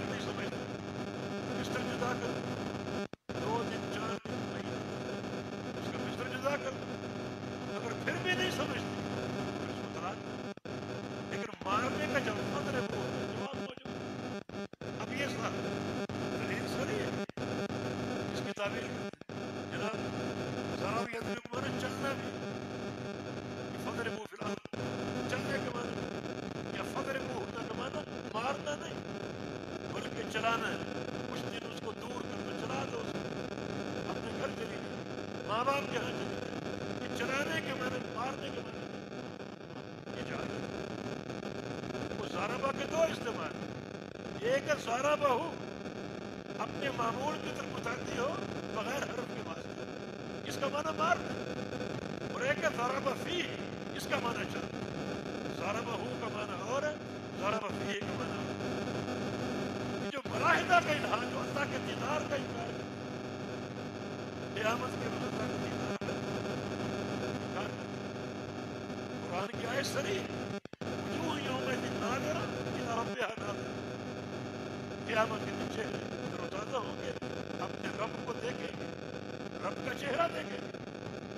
اب وہ دیکھنے کے منکر ہیں، اللہ کے دیدار کا انکار کرتے ہیں، تو کہتے ہیں کہ ناظرہ کا معنی دیکھنا نہیں، بلکہ ناظرہ کا معنی منتظرہ، انتظار کرنا۔ ناظرہ کا معنی منتظرہ، یہ ناظرہ دیکھنے کے معنی میں نہیں ہے، بلکہ انتظار کے معنی میں۔ ناظرہ بمعنی انتظر بھی، مگر معنی کا فرق صدا کے ساتھ۔ ناظرہ ہو کا معنی اور ہے، اور ناظرہ الیہ کا معنی کیا؟ ناظرہ الیہ، ناظرہ ہو اور انتظر ہو سکتا، لیکن ناظرہ الیہ ہو ہونا رہا ہے کیا؟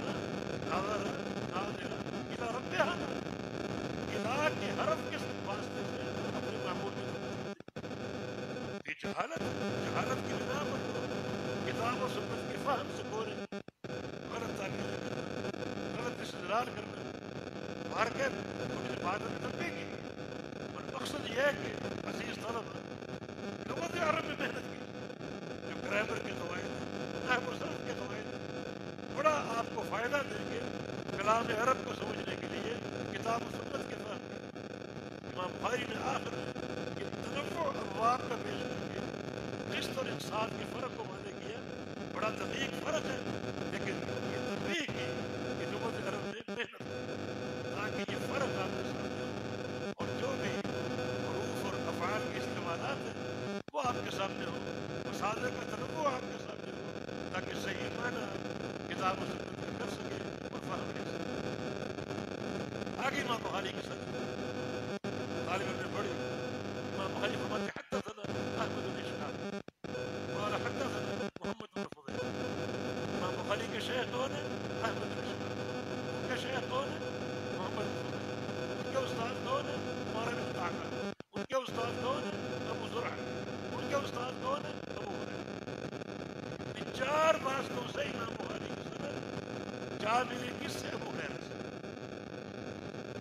ہم بھی پڑھتے، ہمارے بھی مشاہد، ہماری سند بھی الحمدللہ اللہ کے پیغمبر تک متصل 22 واسطوں سے میری سند موجود، 22 واسطوں سے، اور ایک عالی سند ہم تک پہنچی، مولانا رفیق اثری حافظہ اللہ، اس میں واسطے اور کم ہو، ان کا دعویٰ ہے کہ سب سے عالی سند، مگر بڑا ایک لذیذ سند کا صحابہ سے ملنا اور صحابہ کے ذریعے اللہ کے پیغمبر سے بڑا ایک لذیذ کیا یہ بڑی اپنے مرض الموت میں تھے، کسی نے پوچھا ماذا تشتہی، کیا خواہش ہے، کیا چاہتے ہیں؟ مقصد یہ تھا پوچھنے والے کا کہ مریض کا جی چاہتا ہے کچھ کھائے، کچھ پیے، اندر بے قراری ہو سکتی ہے، مشروب استعمال، کیا چاہتے ہیں؟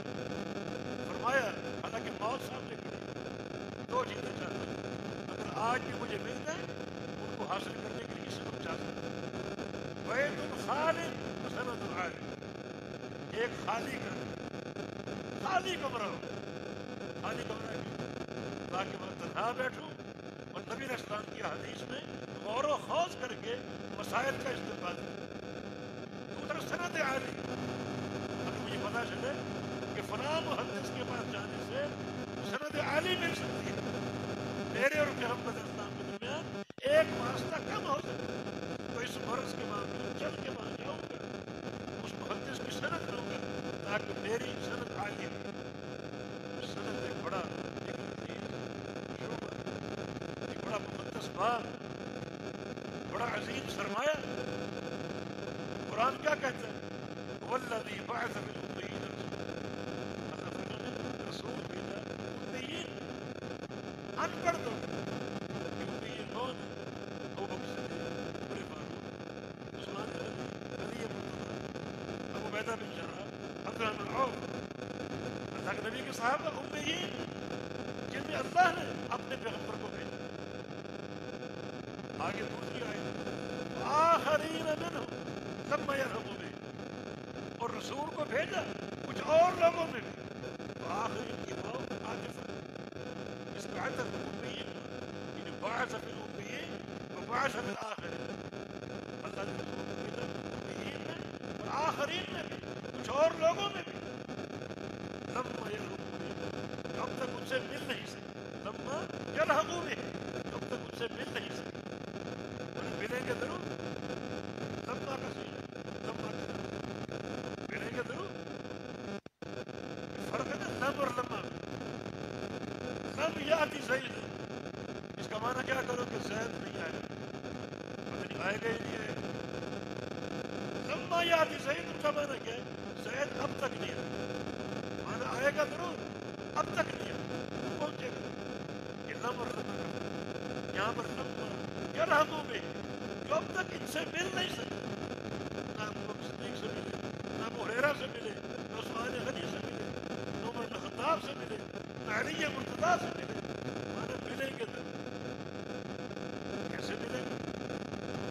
ان کا زمانہ اور ہمارا زمانہ اور. رسول کی بعثت کچھ اور لوگوں کی طرف بھی ہے جو ان سے اب تک نہیں مل سکے. ابو بکر سے نہیں مل سکے، عمر سے نہیں مل سکے، علی سے نہیں مل سکے، لیکن ملیں گے. ملنا کیسے؟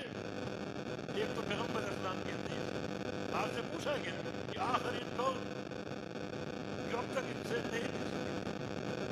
نبی اسلام کے سامنے سلمان فارسی بیٹھا، اس کے کندھے پر آپ نے ہاتھ رکھا اور فرمایا لو کان العلم بثریا لنالہ رجال من قوم. اگر علم ثریا ستارے پر ہو، ثریا اتنا اونچا ستارہ، اس قوم کے کچھ لوگ ثریا ستارے پر پہنچ کر اس علم کو لے کر آئے. بہت سے علماء نے اس کا مصداق امام بخاری کو قرار دیا. یہ ملنا ہے. اس کی جھلک آپ نے دیکھی. ہم نے اپنی سرحد پڑھی تھی شروع میں، اپنے شیخ مولانا حاکم علی السلام، پھر ان کے شیخ مولانا عبید اللہ الرحمانی، پھر ان کے شیخ مولانا احمد اللہ بغداد، پھر ان کے شیخ سید نذیر المحدث دہلوی. پھر آگے سند چلتی امام بخاری تک پہنچی. امام بخاری سے آگے چلتی صحابی تک پہنچی، پھر اللہ کے پیغمبر تک پہنچی. یہ ہے یہ شرف کن لوگوں کے پاس جو اسانید کے ذریعے صحابہ تک چلتے. سند مل گئی. بخاری کیا فرما رہے؟ حدثنی احمد بن اشتاق، یہ ان کا شیخ. قال حدثنی محمد بن فضیل، یہ استاد کا استاد. قال حدثنی عمر بن خطاب، یہ تیسرا استاد. قال حدثني ابو زرع، چوتھا استاد. اور آگے کیا ہے؟ عن ابی ہریرہ، جا کے میرے صحابی تھے. یہ شرف کن لوگوں کے لیے کہ اصحاب الاسانید کے تمیز اہل الحدیث جن کا کوئی مسئلہ سند سے خالی نہیں. باقی لوگوں کی طرف جاؤ، پوری زندگی ایک ہی جملہ میں زبان پر بزرگوں نے فرمایا، بزرگوں نے فرمایا، بزرگوں نے. کون بزرگ ہے؟ نہ ان کی تاریخ، نہ ان کا حوالہ، کہاں ملے کوئی پتہ نہیں، کب ملے کوئی پتہ نہیں. کسی نے کہا میں نصیحت کیجیے، کوئی نصیحت کی، کہا کہ ایک نصیحت کر دو. پھر ایک بزرگ نے مجھے فرمایا، وہ کون تھا مجھے یاد نہیں، کب فرمایا وہ بھی یاد نہیں، کہاں فرمایا وہ بھی یاد نہیں، کیا فرمایا وہ بھی یاد نہیں. بس تم عمل کرو. کہاں پر سند موجود ہے، متن موجود ہے. اہل الحدیث کا تمیز سند بھی ہے، متن بھی ہے.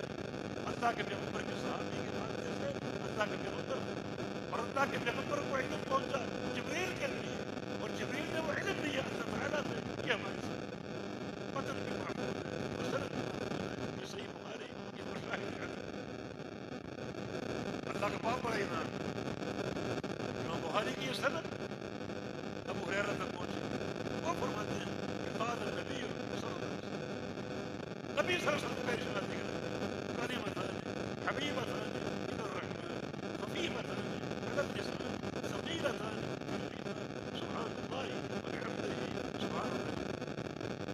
جملے کلمہ بمانا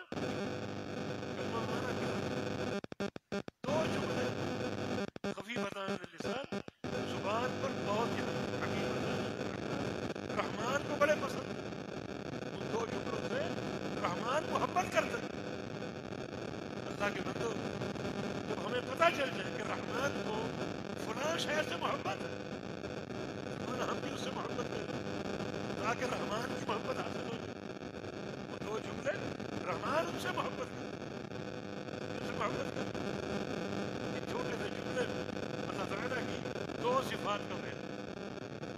ایک رحمان صفت رحمت دوسرا حکیم اللہ صفت محبت. ہمارا ایمان اللہ تعالیٰ صفت محبت سے متصل اور صفت رحمت سے بھی متصل.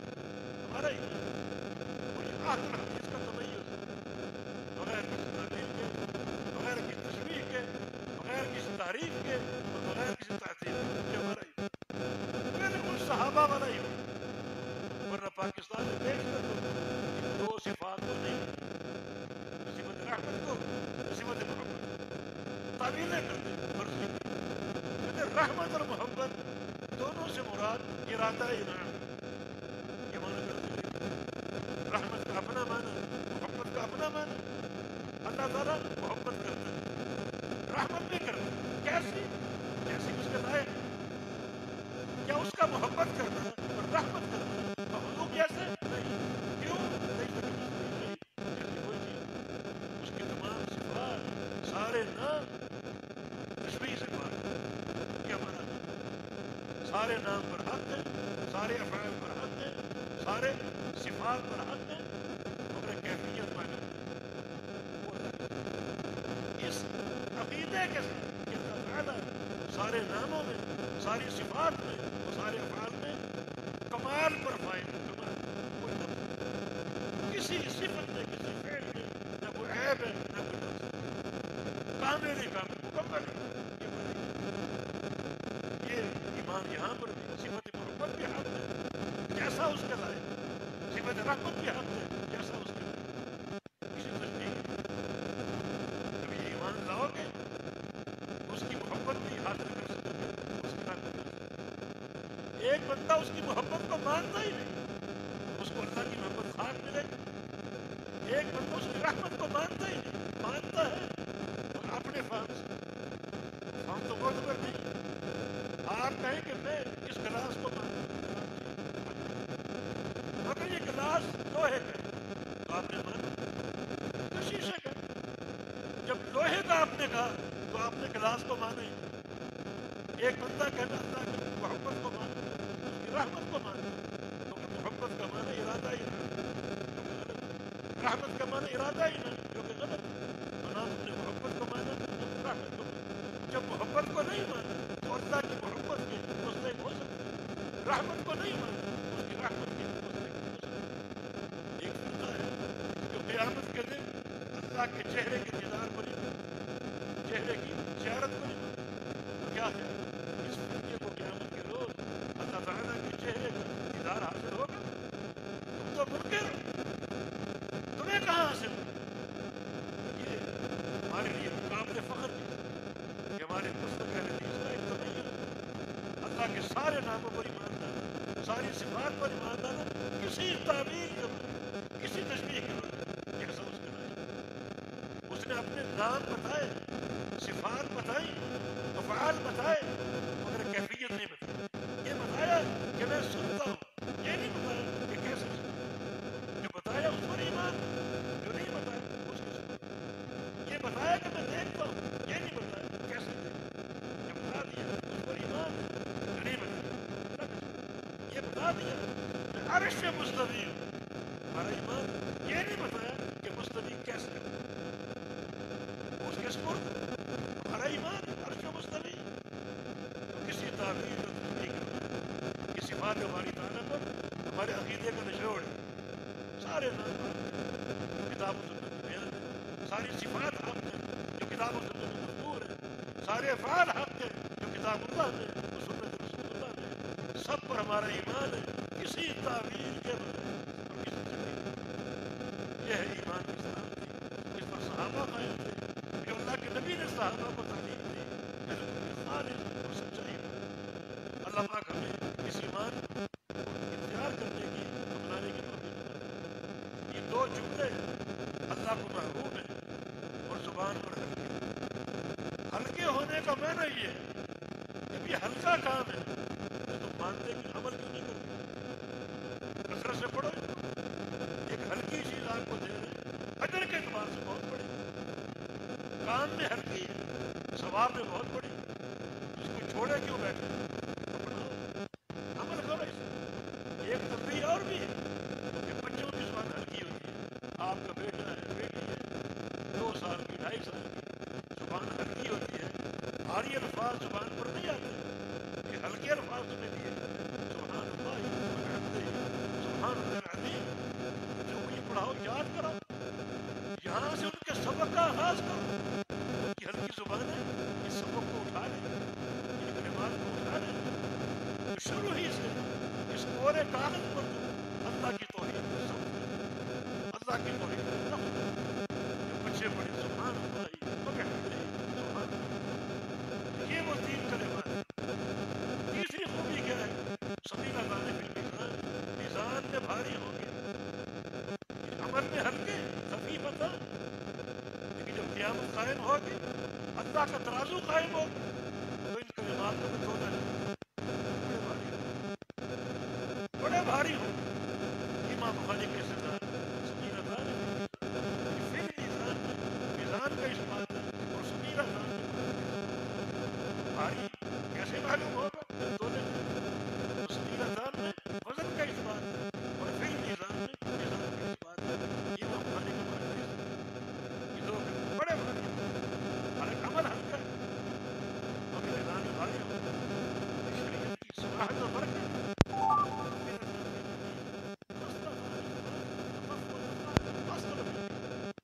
دو کام ہیں پشت پر ہلکے مگر میزان میں بھاری ہوگا. اتنی برکت ہے شریعت میں. دو کام ہیں بڑے آسان. انسان اگر کر لے تو نتیجہ اس کے میزان میں بہت بھاری ہوگا. وہ دو کام کون سے؟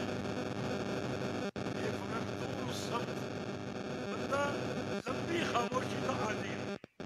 مجلس میں زیادہ تر خاموش رہے. کم بولے خاموشی اختیار کرے. جتنا بولے گا اتنی زبان کی نفرتیں زیادہ ہوں. خاموشی اختیار کرنے کو ترجیح. حالانکہ خاموشی عمل نہیں بلکہ ترک عمل. مگر شریعت کی برکت کہ اللہ اس خاموشی کا اجر نہیں. پشت پر ہلکی زبان پر بھاری. آپ نے خاموشی اختیار کی اور یہ خاموشی آپ کی قیامت کے اللہ کے میدان میں تولی جائے گی اور بڑی بھاری ہوگی. اور دوسرا والخلق الحسن اچھے اخلاق خطا پیشانی سے ملنا مسکرا کر ملنا اچھی ترغیب دینا اچھا استقبال کرنا اخلاق حسنہ کا برتاؤ کرنا. یہ خصلت ہلکی ہے. کسی بھائی سے اگر ملے تھوڑی سی مسکراہٹ کے ساتھ تو کون سا بھاری کیا آپ کا جائے گا؟ ایک بھائی سے ملاقات ہو مسکرا کر ملنا خطا پیشانی سے ملنا تواضع اختیار کرنا.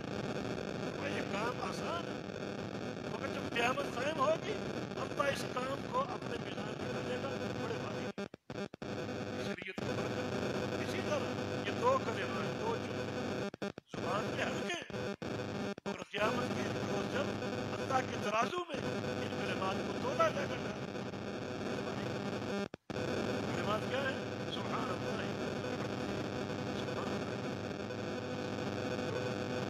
سبحان اللہ جو ہے یہ کلمہ تنزیہ. یہ کلمہ اللہ تعالیٰ کی ساری توحید 2 بنیادوں پر ہے. نفی اور اثبات. نفی کا معنی یہ کہ اللہ تعالیٰ ہر عیب سے پاک ہے. جو بھی چیز عیب ہو سکتی ہے اللہ اس سے پاک ہے. اثبات کا معنی جو بھی چیز کمال ہے محمود ہے اللہ اس کا مستحق ہے. ہر کمال سے مستحق ہے ہر عیب سے پاک ہے.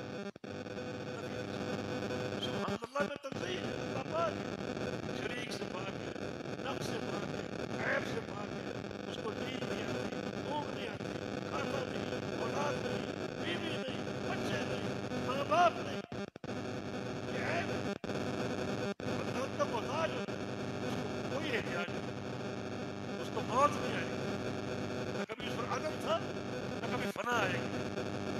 ہمارے عیوب اللہ ان سے پاک ہے.